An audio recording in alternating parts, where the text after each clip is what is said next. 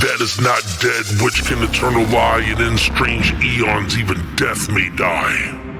And when his eyes go dead, the hell I sent him to will seem like heaven after what I've done to him. AK-47, the very best there is. And when you absolutely positively gotta kill everybody in the room, except no substitutes.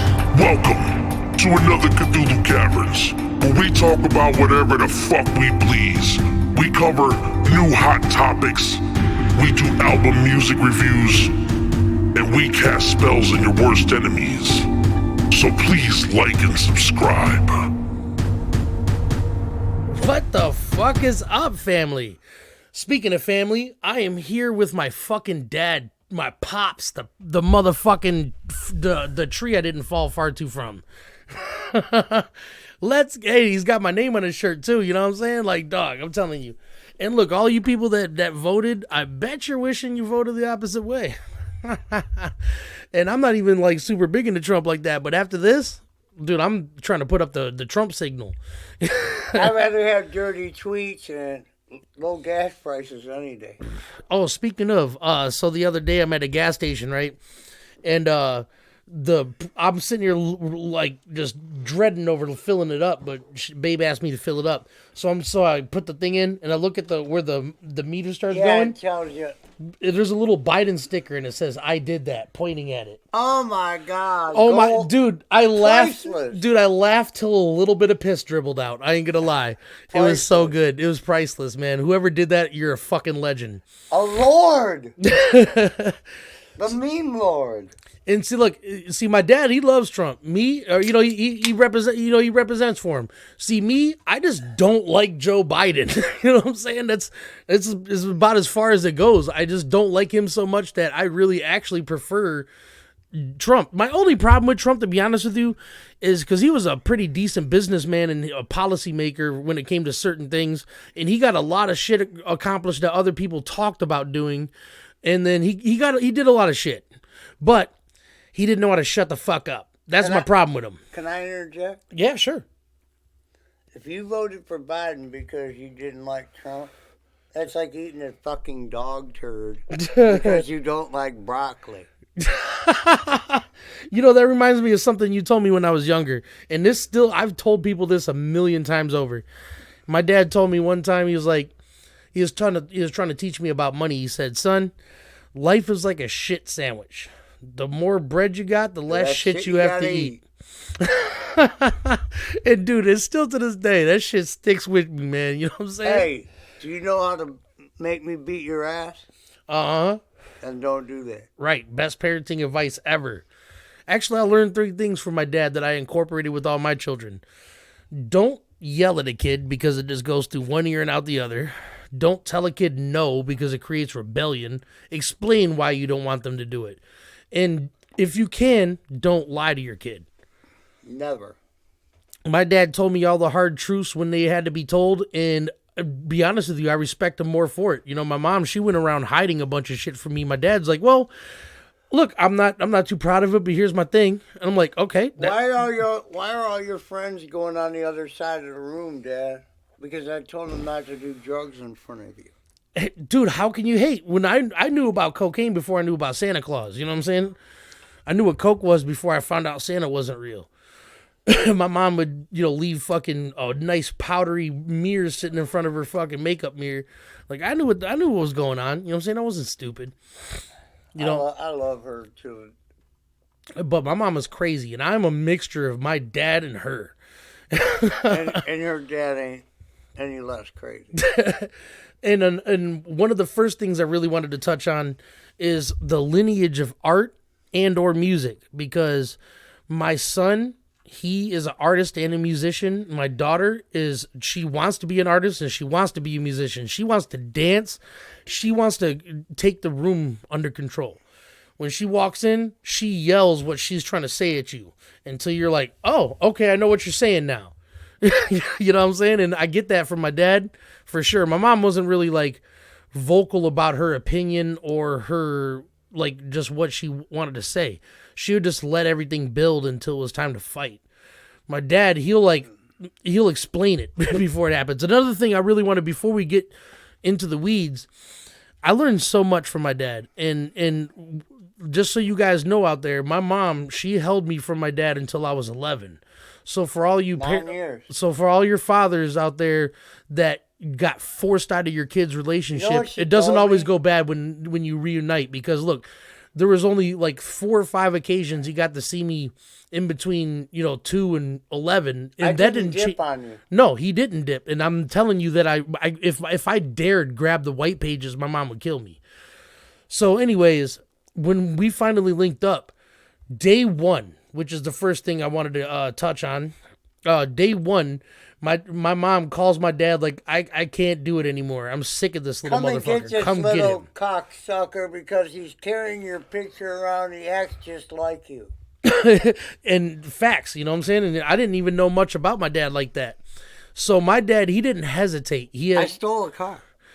So walk him through that whole process. Actually, before you do, cheers.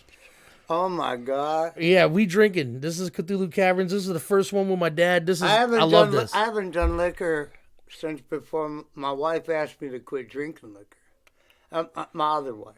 And look, we're not getting shattered. Shit-faced. We're just having a couple of Gonna, drinks. we're gonna try not to.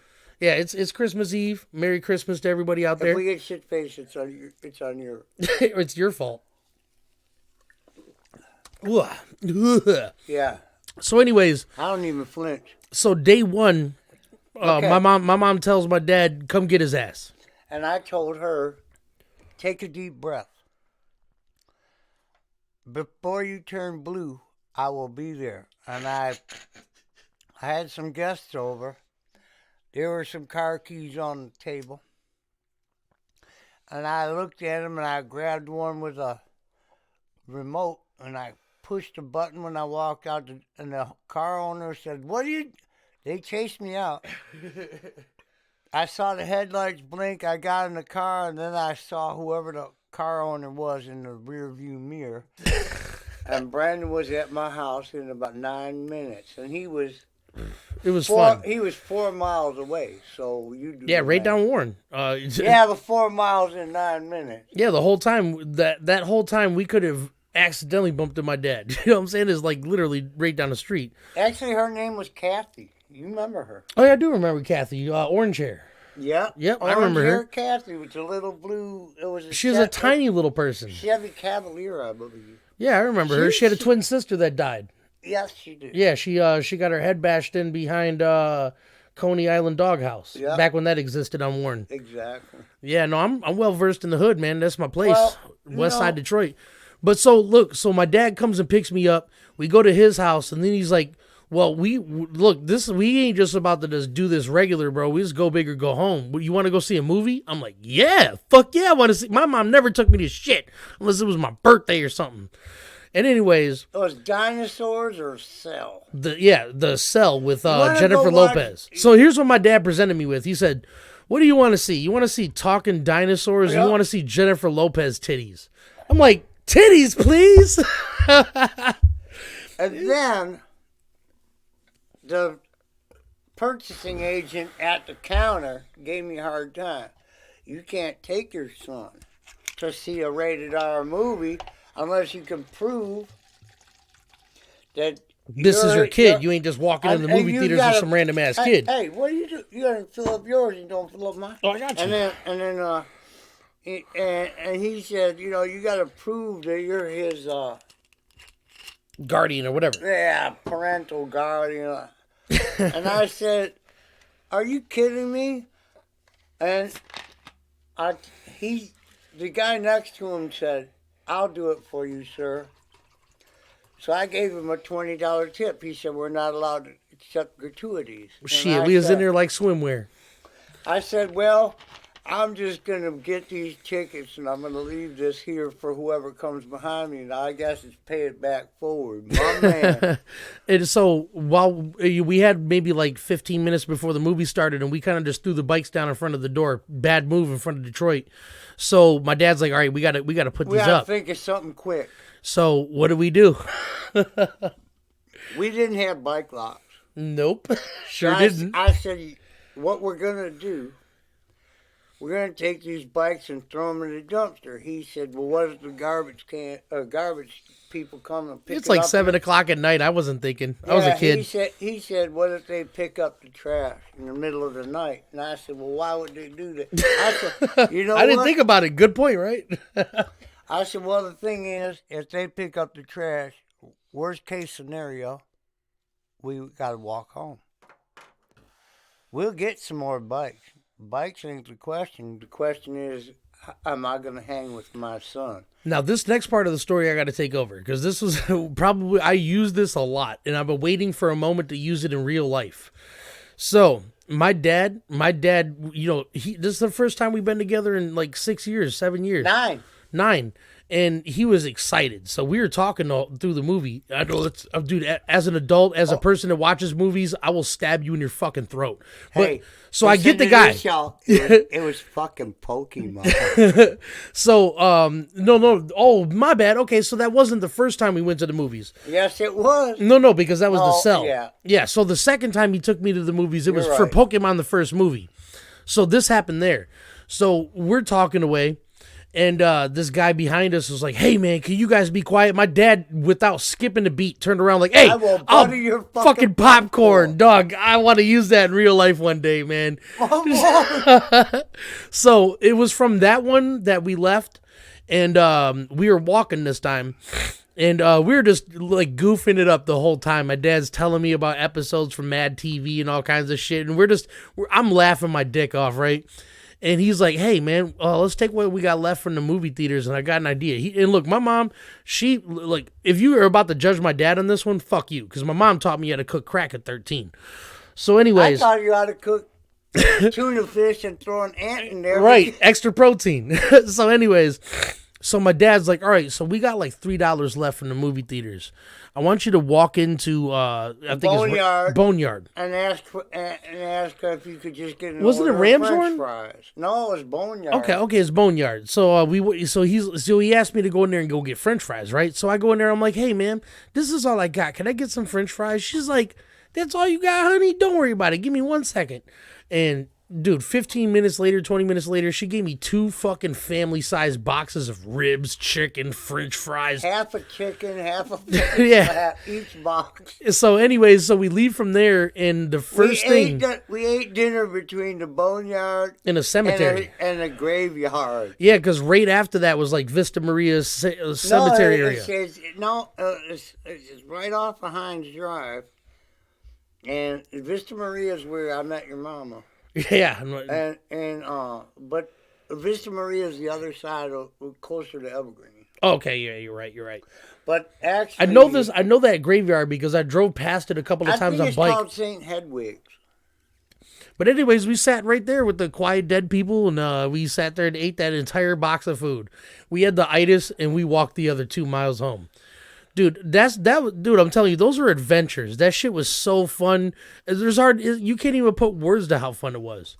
Now let's fast forward to my 12th birthday. Oh boy. So on my 12th birthday, my dad had a vintage Elvis wine that was It was at least 25 years old. it was more than that. Well, it was. He died of what year? It wasn't. What year did Elvis die? 1970, I think. So in between 1970 and 1997, whatever that number is, that's a long time. That's more than that. 70 and. So we're talking about 2 decades. 27 years. So it's a 27-year-old bottle of alcohol. And we didn't get drunk together. He cracked it open. He poured me like a little champagne glass. And we had some tuna fish sandwiches with extra protein. Because there was an ant walking on the stove. Yeah, my dad was like, hey, look, there's an ant. Would you eat an ant? I'm like, fuck yeah. He's like, extra protein. Anyway, because I make wicked tuna patty. Yeah, he's like, look, you ain't gonna notice a little red ant in that bitch. Brandon told me it tastes more like meat than tuna he ever had. And I still to this day cook that and corned beef hash because of you. So, anyways, my grandfather, and this is unscripted. My grandfather couldn't read. Really? Yeah. And, so Grandpa Mutant's dad? No. Or Grandma Mutant's dad? Yep, Grandma Mutant's dad. He couldn't read, in English because he was from Poland or he was Pole Czech, and he had his boss over for dinner. Huh. And what happened is that he grabbed something out of the cupboard and he cooked it up and he served it to his boss. And then the next day, his wife went to the cupboard to feed the dog, and she said, "Where did all the dog food go?" He said, "What are you trying to say?" And she said, "You fed your boss dog food?" I bet you that was the best dog food he ever had, though. The boss never picked up on it. So the Elvis wine. There's a thing that happened to me that's never happened since then, but it happened that night. So it was a very small amount of wine. It was like a half a can of Pepsi. You know what I'm saying? It was like that small of amount. But you know, it was not my first time consuming alcohol because my Uncle Drew every now and then would be like, "Hey, come here, hit this captain right quick. All right, go to bed." I liked your Uncle Drew. I still do. He's still alive, right? Yeah, but see, this is the first time that an adult, like, respectfully, like, I'm going to watch you do it. I'm going to look at you doing it. And you're not going to leave my custody until Right, and we weren't going anywhere. Right. There was nothing. Look, anybody that, if you judge my dad, I will cast a spell on you right now. Look, my dad, it's an amazing memory to me. So, anyways, I got to drink some Elvis wine that was older than me by a long shot. My dad, Close to 30 years. And my dad explained to me how old this bottle was and how precious it was. And how much in trouble I was going with. And he did get in trouble. So anyways, something happened to me, sleep paralysis. So my dad popped on my favorite television show, the Tales from the Crypt, and I fell asleep during the episode, and I woke up and I couldn't move. That was it. I didn't see any shadow people. I didn't feel anybody holding me down. My brain was awake and my body wasn't. That's all it is. Yeah, so I had just average sleep paralysis. I don't think your endorphins or whatever chemical that there is in a human psyche to control that. But when you wake up and you waddle to the bathroom, it's because your brain is connecting to the nerves that control your motor functions. Now, if you wake up before your brain is awake, but your nerves aren't, or your all of your systems, cardiovascular, everything else, it doesn't connect right away. You should sit there and let your things connect. But there are times. So basically, you just got to fight through it.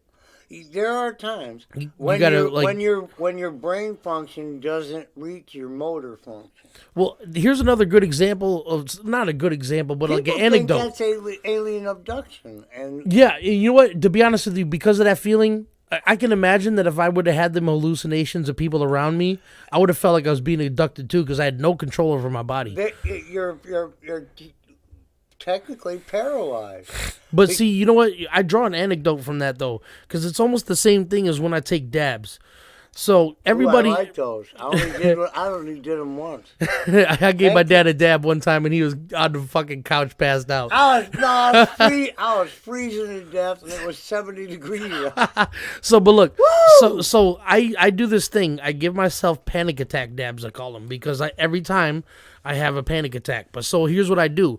I have to convince myself ahead of time that I'm not going to die. This is a natural thing that happens when you consume this much THC. And it's better than tobacco. And so every time I have this panic attack and I call my wife when she's not here, or I'll go in there with her and she'll be like, just chill. Don't worry. You did this on purpose. You know what's up. You knew when you started this. Yeah, I did this on purpose. And she reminds me, and I'm like, okay, I'm okay. She's like, you're okay. And then after probably like 30, 40 minutes of me panicking, it goes away, and I'm high for like 5 hours straight. Yep. So it's literally just fighting through that shit. I gotta attest to that, because I said, if you're doing it, I'm doing it. It's like I'm doing with the 100 proof tonight. Right. And the thing is, he was doing dabs, and I said, what? And it's similar to hash oil. Yeah, see, the reason I'm doing 100 proof is the same reason I have to do dabs, is because You got an immunity to it. well, look, my liver probably doesn't like me right now, but I spent my whole life not drinking. I drank maybe once or twice a year, and Including the fucking Elvis one. yeah, that was obviously. I might have fucked my kid up a little No, bit. not but at all, he because I didn't- appreciates it. No, So fuck you. Because look, even after that, the next time I truly on purpose drank alcohol was like 16 or 17. That was a long time after that. But you know what? And I didn't even like You know go what- full in. I was just drinking like St. Ives and shit. My thing is, it prepared you for things to come. Which reminds me of something else that you told me that, like, this is, parents out there, do this for real. Because this was monumental to me. And it actually made me not want to smoke. But I also felt comfortable knowing it. So one time, I might have looked high or something. And my dad was like, "Are you smoking?" I'm like, no, of course not. He's like, "All right, well, I'm good. Don't smoke. It's bad for you. But if you take up smoking weed, if you don't have like a reputable person that you get it from, trust. come to me, because I'd rather you not be smoking formaldehyde." You have to trust. And when I was a young kid, that was actually a problem. People were lacing weed with formaldehyde. So You know when? I don't. no, go ahead. When I was doing heroin, and my son found me later on, and we'll discuss that later. Yeah, we're gonna get into that part But- later. But the thing is, fentanyl was brand new, and Yeah, that was not in the streets like it is now. and You actually See- got what you bought. see, I was buying fentanyl, and my people were dying from it. A lot of most of my friends died from it, who we were doing the drug with, and the thing is, I found that I could do 10% of what I was doing of heroin, and heroin was costing me roughly $200 a day. A day. And That's a part-time job. yeah, and the crazy part A is week's worth of pay from a part-time job a day. Think about that. $200 a day. That's $1,400. But hold up, before we reach deep into the past, into the darkness. Well, my thing is, I chose to do the fentanyl heroin because I didn't have to spend so much money. I was homeless. Yeah, I don't know. We're gonna get to that because that's a part that I really want people to like be able to sit down with, because my dad, he could have a movie based on him, and actually, if I get enough money, I will shoot a movie based on my dad. And I don't know who I'm gonna get play him. You know what I'm saying? That's a hard one. I'll still be alive, nigga. No, but you can't play yourself in the movie. What? You help me direct it. So hold up, before I get into this thing right here, what I want to ask is, because you didn't do military parts in that lab until after high school, right? I actually did military parts, and since I've been in factory. Oh, no. So no, what I was about to ask is, I actually built the they were top secret at the time. I had to sign paperwork that said that I couldn't speak about it.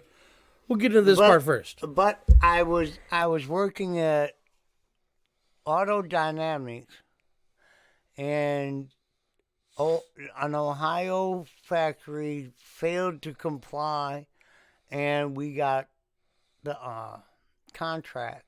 And there were 22 vehicles, 6 of which had to be folded in half. Wait.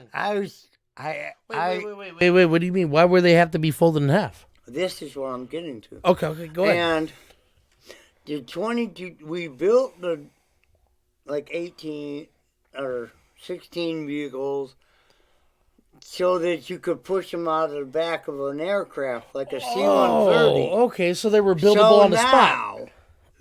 It was during So the first, when you did what you did, it made them easier to transport. It's different than that, because during the first Gulf War, they had parachutes, and they would push them from a high altitude. But they had to get into a demilitarized zone, and then and then dip below the radar and then push these out of a vehicle that could do that, which was not a C-130 transport. It was a Chinook helicopter. Oh, a Chinook. So because the cargo bay was smaller, Way smaller by at least 12 feet. The windshield and the rear window had to fold down. Because nowadays they do it in the Avenger. Well, that's what they call it in GTA. It's not called that. It's the vertical takeoff and landing. The Albatross. Yeah, so and that's like 12 feet wider. You guys had a lot more room to work with back then, or after that. Yeah, but they would take these vehicles during the first Gulf War with George Bush was in control, and we had to change the assembly time. And when you fold the windshield and the rear window down, they had to have 2 roof bolsters that each had 10 bolts, and we could make them accessible in 30 minutes. And they asked us to limit that time because it was a militarized zone and they could get blowed up. Yeah. And they asked us if we could reduce that time. We reduced it from 30 minutes to about 13 minutes. Now, that's a jump. That's a huge 30 minutes. Think about that. That's your average run of an anime episode. Well, and the run-of-the-mill soldier only has a rudimentary toolkit. He doesn't have a ratchet set. Yeah. He has a regular wrench, so you have to put this vehicle together. Yeah, no, I've seen that they had like a hammer that you would switch out the top for the pickaxe.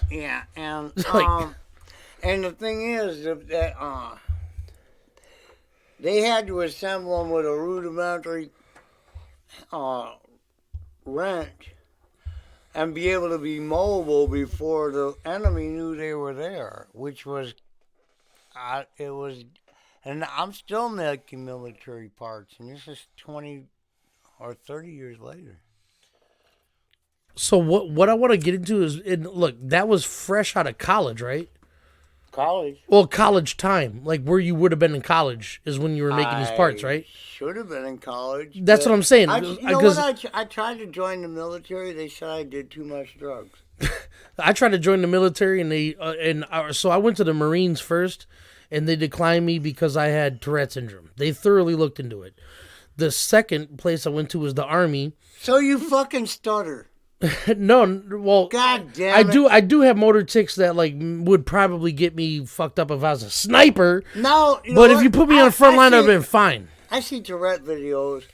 I have Tourette syndrome. Yeah, no, I don't have vocal Bullshit. Tourette's. I have motor Tourette's. So my tics are like I blink my eyes, I stick my tongue out. Every now and then I'll shake my head. I've seen it. Like that. If you see me do that, that's my Tourette syndrome. If I punch you in the head real hard. But I'll tell you what, I also, when I was in JROTC, before they had an ability to check into my past, I had an 89% marksmanship in like fucking 12th grade. You were in jail? No, JROTC was in Cody High School. Oh, it's that military thing. Speaking of high school, that's what I was aiming at this whole time. That's what I really wanted to get into is before you made military parts was your high school age. What was it like? What years did you go to high school at? I was supposed to graduate in 84. 84. So that would have left him 5 years to figure out his shit before he had me.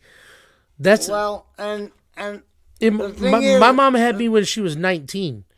I was a horrible person. No, you weren't. Well, I was before you were born, but the thing is, I always had my arm out, my leg up. If you had something for me to get high on, I was finna do it. But the thing is, at the same time, I always was responsible with everything I've ever done. And you know what? He is not lying. And listen, we're going to get up to a part where I'm going to tell you a story. I might tell you a story now so I don't forget. So listen, this is one of the most biggest turning points in our... I don't want to go this far yet, but I'm gonna do it. Go for it. So, I was all the booze and look, so I start my dad. If my dad would have raised me, I would have been a better person. And I'm just telling you that. Like my dad would have made sure I finished would have school. been a different person. If Look, I had to completely. raise I've thought about this a million times, and I've daydreamed about this. Like before you were even in the picture, and well after you were in the picture, you would have made me a better person. I'm a different person And because look, of you. There's no point in the story where I'm dogging my mom. My mom, she made me survive the streets. I was born and raised in Detroit. And I don't know where you are in the world, but Detroit is a hard place to live in. And having certain street skills can save your life. But anyways, let me tell you something. Wait a minute. So hold up. So I started selling dope, and at the time I you caught me. like on the real. corner. Hold up. So I was Am I selling. allowed to cry? You can, yes, and don't make me cry, goddammit. But hold up. So I'm gonna tell you something. I don't think I've ever told this whole story on Cthulhu Caverns. So my mom at the time, Jimmy, he's completely gone. My stepdad is I gone. introduced him to the school. So look, my stepdad, he's completely out of the picture now. My mom, He still she's sends friend requests. since I was 2 years old, he was in my life. You know what I'm saying? Like the only good memories I have of Jimmy She are. didn't waste any time. And look, my stepdad watches this too every now and then. He may not watch this episode, but I hope he does. What happened to my bass guitar? We'll have to call him. We can call him. We can. No, he Wait. Hey, he was coming to my house. And Now, hold on. I don't want you guys to shame my stepdad either. I'm not shaming him. Because listen, no, hold up.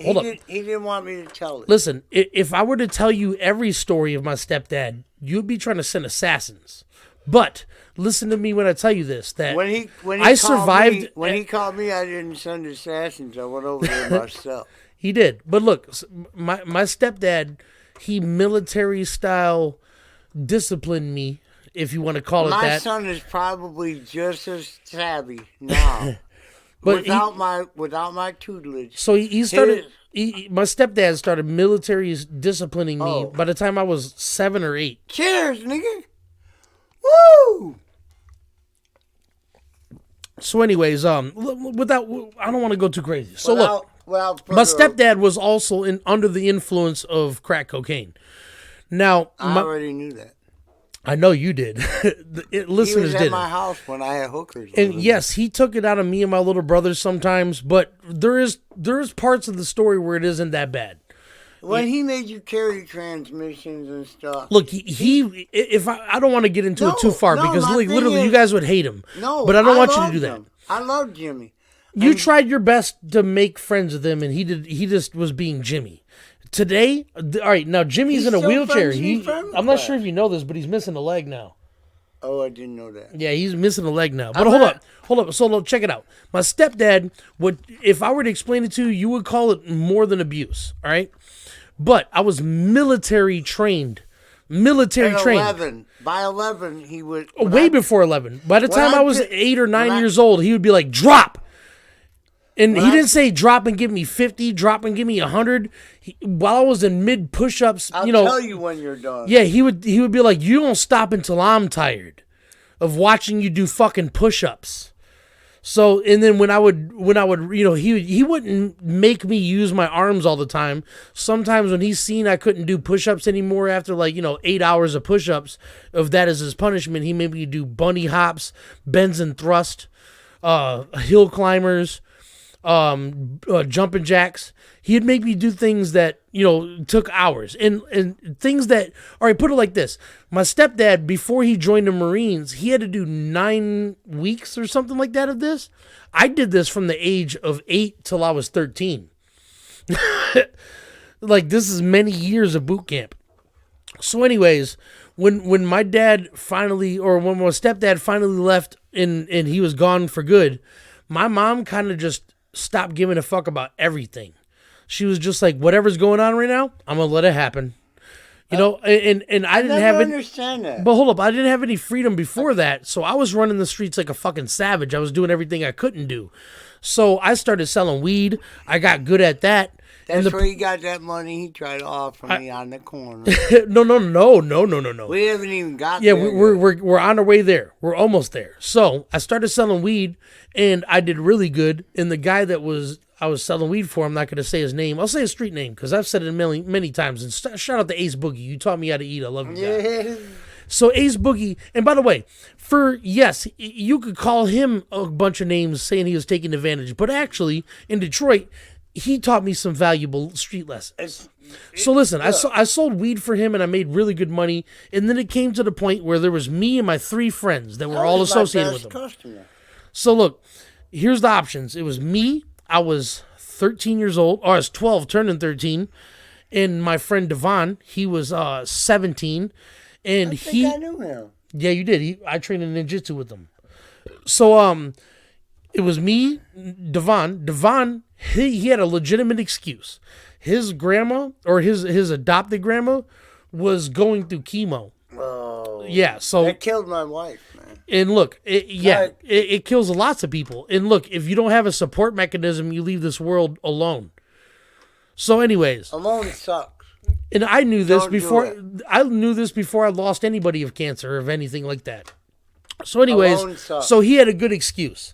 Now, my boy Ron, on the other hand, was a 21-year-old grown-ass man that if his mama said he's grounded, he's grounded. So the only option, If you still live at Mama's and she can ground you, look, she was, you're, he was, the government's gonna ground look, you. he was and shout out to Prodigal, aka Ron. But anyways, you my friend now. But at the time, I resented you a little bit. But so, anyways, there was thus 3 options. Ace Boogie pulls up. He's like, "Look, who's coming with me? I got another thing I want to do, and this is a lot more money. And whoever does this, just know that if we go down this road, there's lots of trouble involved." And I'm like, "Trouble? That's my middle name. Let's go." I love trouble. So I pretended like I went in and talked to my mom. Wait, hold on. So I went in and pretended like I talked to my mom. I live trouble. Because my dad's about to break down some shit that, like, I'm telling you, movie worthy. So listen. So I go and pretend like I talked to my mom, and she's like, "Yeah, whatever you're doing, I don't give a fuck." I didn't even. You can imagine the conversation. Did she make you start smoking cigarettes? She did. We're not going to talk about that one though. She did, so she could have extra cigarettes at the time. So she could have cigarettes when she run out. Yes, that's what she did. I was, it's not but it wasn't until I started selling dope and smoking cigarettes, and kind of like every now and then smoking like Black and Milds. Black and Milds. I started with Black and Milds. I hate So look, speaking on that, I hate blunts. I like weed. I grew my own weed this year. I got enough weed to last me until next year. all right. So listen. I want to go into the dark times and pull right out of the dark times like they weren't even there. All right, because I want to get to nothing but the good stuff. Because this is a documentation. This is the first time my dad has been in Cthulhu Caverns. This is my father. I love my dad more than any human being on this planet besides my family, and they all share the same fucking level of how much I love them. You know what I'm saying? I love my wife. I love my daughter. I love my 2 daughters, and I love my son, and I love my dad. My friends, I love them sort of. You know what I'm saying? I love them. I love everybody I've ever loved. It's just changed with this situation that's going on right now. All right, so check it. So, anyways, he's like, "So who's coming with me?" I'm like, "Hands down, I'm coming with you." My mom said it straight. I'm good. So, I start selling dope from then on. Fast forward a couple years. I'm making $900 a week, and I'm not spending all that money. I'm not a frivolous person.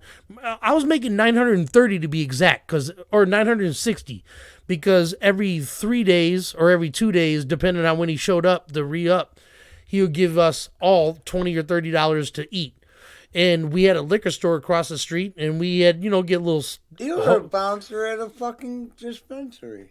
I was actually a manager at a dispensary eventually. But so anyways, See? So look, check it out. So after about 3 weeks of me not spending any money, at the time, in which we're going to cross a couple of subjects off this list right here. So at the time, my dad was dating a woman, and she had bad memories of her dad setting herself on fire on a mattress. Oh boy, here we go. Yes, so she attempted this and burnt down my dad's parents' house. But she didn't burn it all the way to the ground. Yeah. And watched all of his... She watched every piece of artwork he's ever drawn, every memory he's ever had with his mom and dad, every vinyl my grandparents, album, everything. All my grandparents' military swords and... Oh my goodness. Everything that they've ever held dear, he watched it burn to the ground because his... And she didn't even die, which I'm kind of mad about. And...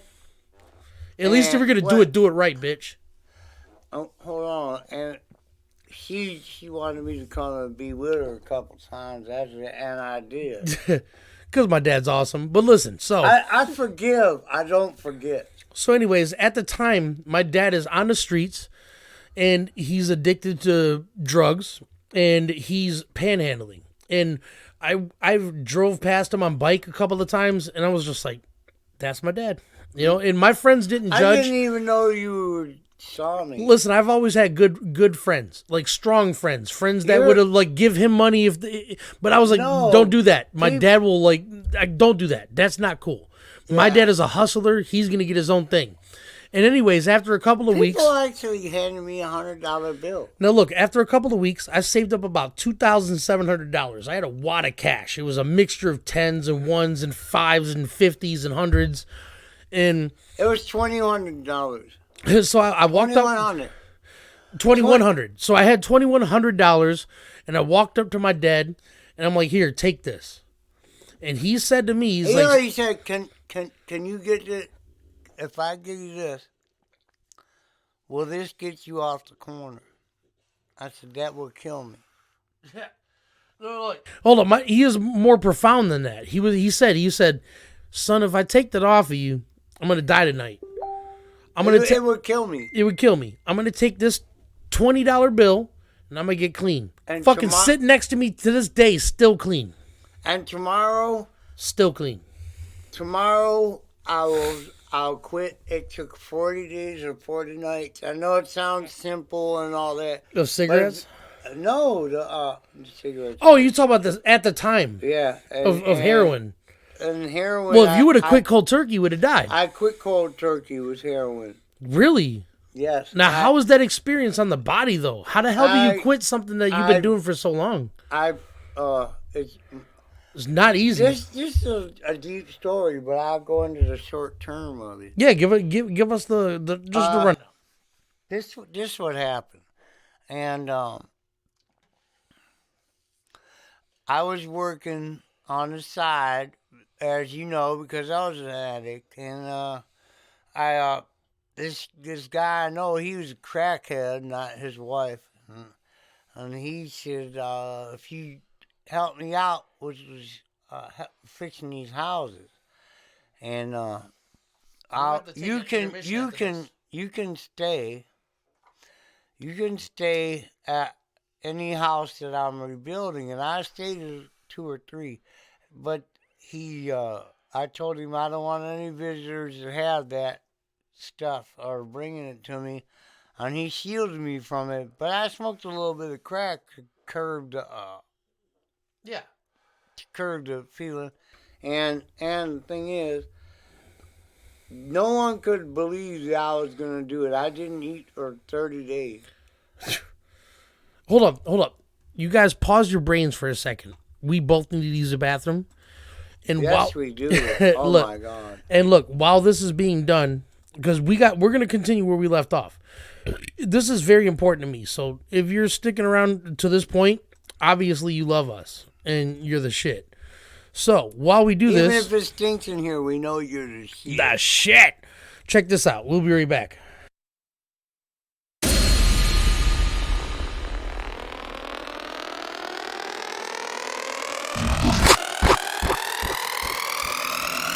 Do you know what the rhythm is?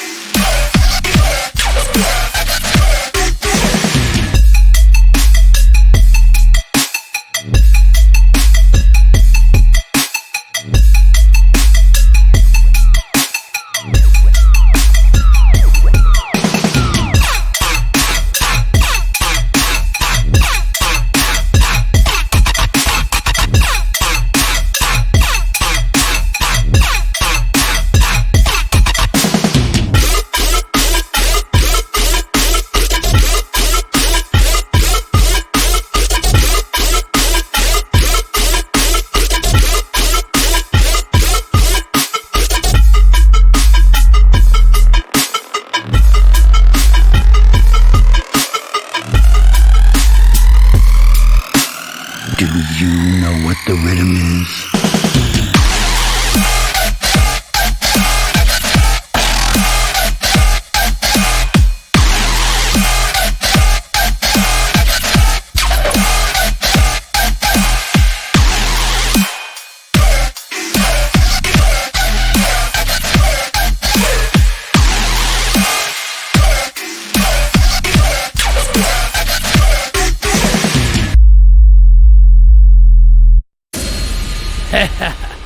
So hold on, my dad's still out using the bathroom.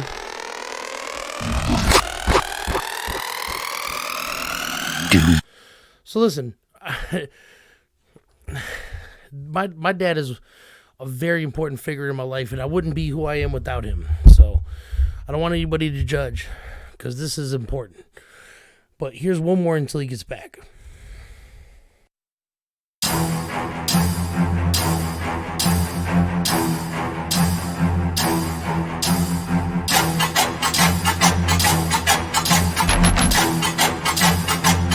I'm here to greet you.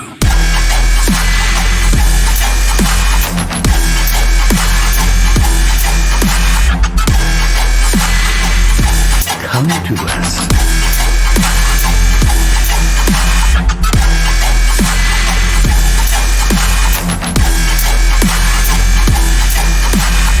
Don't be afraid of us. We love you.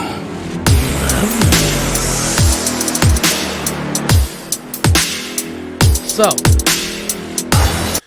basically, at the time, my dad was going through some rough shit. And when I went to hand him that money and he said those words to me, he went on to not do drugs still to this day.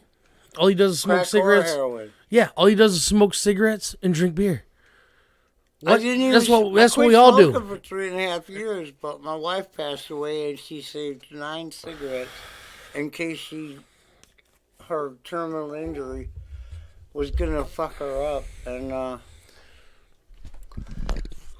R.I.P. Sony. It's my second mom. And so I wasn't wearing my headphones. I'm like, So my dad went through some of the darkest times a person could go through in the streets, you know? I've heard so many stories from my dad about how those times went that I'm glad I never had to go through anything like that. I never will. And I never will. But with all those dark times out of the way, He's in a reclusive part of Michigan. Even in the middle of nowhere. Even Governor Whitmer fucking can't fuck with this nigga. So look, I went from breathing in the fucking crack smoke and burning tires and gun smoke. I love crack. I'm glad I don't do it anymore. You know, this is a first time admission on here. I tried crack once, and it wasn't on purpose. So, They lace a doobie with it? Or? Check it out. So I was selling dope at the time, I love dope. And my mom was like, "Hey, cousin Ronnie wants to fucking. Sorry, cousin Ronnie, you're getting thrown on the bus here." But he's like, she was like, "Cousin Ronnie wants a rock." I'm like, "All right, what's he want, a 10 or a 20?" And she's like, "A 20." I'm like, "All right."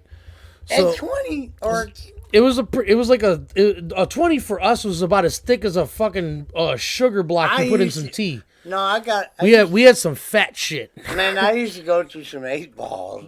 But I'm saying my OG, my OG was not fucking stingy. It's making me wish I did that shit. So look, and then that's the thing that everybody that has to deal with. Because there's times where I look at Adderall, or not Adderall, but like ecstasy, and I'm like, oh man. If I could just one more time. But I know what I do on ecstasy, and I know it's not good for me, so I just don't do it. Same thing with my dad. Let me say this. My wife, I quit smoking on New Year's Eve 2017, and my wife passed away this year, and I found her cigarettes. She had 9 cigarettes that she saved in case she broke down. And she never broke down. But her cigarettes made me want her more. And I picked up those cigarettes and smoked them. And now I'm back smoking. But I'm going to quit them again. But you're not doing crack, heroin, and other drugs. No, I'm going to put cigarettes down again like I did. And I don't have any anti-faith in almost 4 that. years ago, 3.5 years ago, I put them down. And Speaking of before, you know what? Speaking I of quit shit like it ain't shit. Look, R.I.P. Sony. I love that lady. She was awesome. She was definitely my second mom. But listen, that brings us into another section that I wanted to talk about. Is that after he finally kicked everything, and after I got set on fire, I did a bunch of dumb shit.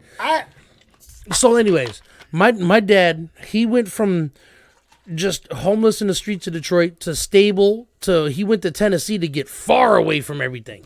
No, everybody. Everybody that can influence him to do bad shit. That's why I left. And in Tennessee, he met Sony. So there's, if anything, that was a destiny move. You know what I'm saying? That was supposed to happen. I was afraid. And I didn't want to invite anyone else into my life because I lost your mom, and I lost a lot. I lost a lot. I lost my parents. I lost my home. I lived in poverty and thought drugs was gonna fix it, and that was the biggest mistake of my life. So anybody out there, if you think drugs are gonna fix it, it's temporary. Very temporary. You're sadly mistaken. Yeah, the only time that you're going to escape it is a small amount of time you're high. And then you're going to have to chase that forever to stay away from your memories. What you need to do is look for people with a solid bond to reality. You cannot undo what has been done. You have to reach forward and wonder, how do I get there from here? And if you don't have that mindset, I'm gonna leave that. Yeah. I was gonna say a word that's gonna get us kicked off. No, we can't get kicked off. What? So we're gonna do a part 2. This is just part 1. Listen, my Merry Christmas!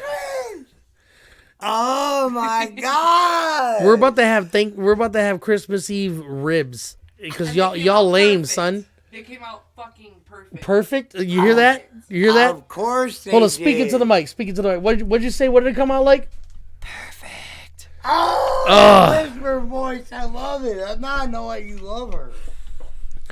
Oh, dude, hold up! You didn't even know. I'm about to announce it on here because this has nothing to do with behind the scenes. There's no me and Jay. Does. This ain't a thing that Jay's gonna be mad about if I say this. So check this out. My wife is so your awesome. homie? Yeah, look, me and Jay try to stay super secretive about everything we do.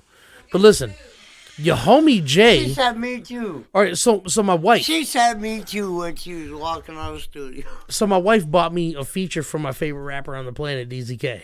I bought him a juicer so he could drink his fucking Jack Daniels with fruit. But listen, so this is just part 1. can't We're about to go enjoy ourselves, and we're about to have some smiley faces. But listen, we told you some of the good times and some of the dark times. But listen, my dad is the main reason that I'm me.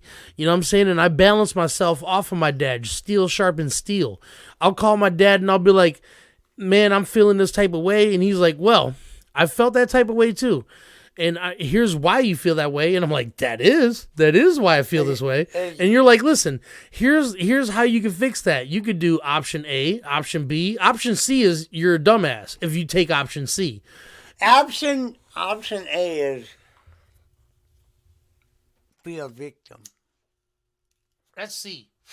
Don't do that. Yeah, C is victim. My thing is, if you feel like a victim, don't do that. You're not a victim, you're a product of your environment. Facts. And you could change anything that happens to you. Besides, even if you've been raped or your parents are murdered, you could either sit and deal with that for the rest of your life and figure out how to become more than it. Oh, deal with it. But deal with it is the number one most important lesson. To learn how to live with it. You know what I'm saying? There's lots of things that all of us have done in this world that we wish we didn't do. And if we were given the chance to undo it, we wouldn't, because we wouldn't learn anything. If you could be born again, 18 years old, would you? Yeah, because you can't.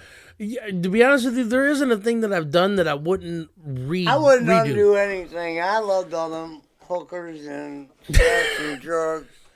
But the thing is, I fucked up. And listen, In my footsteps. and that was a decade ago. Listen, No, in my footsteps, I want to tell you, don't fuck up. don't fuck up. Hold up, say that one more time. In my view, I had plenty of time to discover if you were going to be 18 years old again and redo it, don't fuck up. That's a kind of hard request.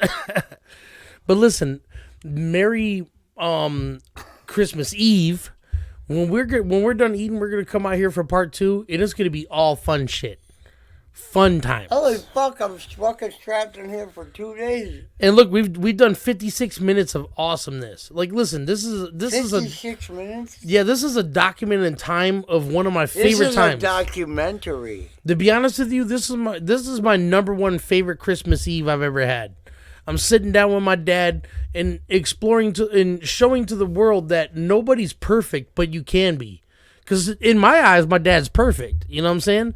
My mom, she wasn't as much. You know, my mom, she was perfect. She was a good person, like as a friend. She gave birth to you. For sure. I love her. Look, I love my mom, and I'll never say any hateful words about my mom. I have her memorial picture in my phone, brother. But now Dad, I'm gonna start. Dad, I love you. Told you. I warned you about crying on. I know, I'm not gonna do it. I almost did. I love you, Dad. I love you, brother. You're my best. Oh my God.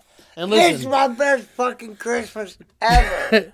Listen, we're about to go have more fun times. Woo. Tomorrow morning when we wake up, everybody's about to be opening fucking presents like fucking madmen. You know what I'm saying? And Karina's about to lose her fucking cool on the presents. Oh my God. Dude, it's about to be fun.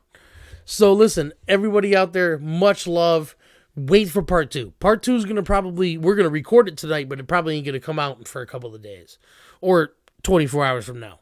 So, everybody out there, listen, if you're going through some shit, all you have to do is deal with what's going on. Figure out what you're in, why you're in it, how do you get out. Reach inside. And if you have friends or family, like I have my dad, I can call my dad. If I'm in any kind of deep, dark situation, I'd be like, Dad, here's what I'm going through. What do I do?